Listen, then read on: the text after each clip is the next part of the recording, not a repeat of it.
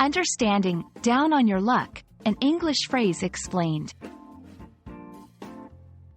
Hello, everyone. In today's video, we're going to dive into a very interesting English phrase, down on your luck. This expression is widely used in English-speaking countries, and understanding it can really help you get a deeper insight into everyday conversations. So, let's get started and unravel the meaning and use of this phrase. Down on your luck is a phrase that describes a period in someone's life when things are not going well, especially in terms of finances or employment. It implies that external circumstances, rather than personal failure, are contributing to this difficult period. Think of it as a way to express sympathy or empathy towards someone who is experiencing bad fortune.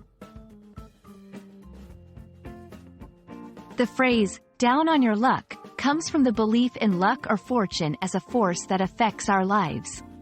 Being down, in this context, means being at a low point or in an unfavorable situation.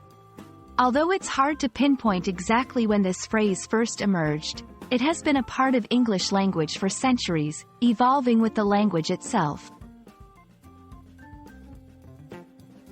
Let's look at some examples to understand how to use down on your luck in everyday conversation.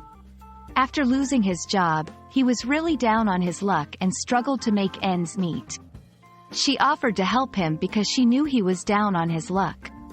Despite being down on their luck, they remained optimistic about the future. These examples show that the phrase can be used to describe situations ranging from mild inconvenience to serious financial distress. To enrich your vocabulary, here are some related phrases and synonyms.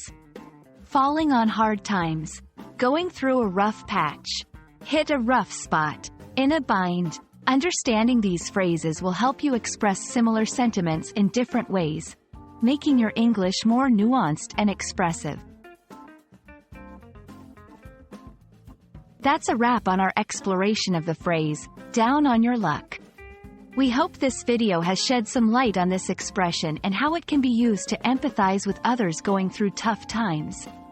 Remember, language is not just about words.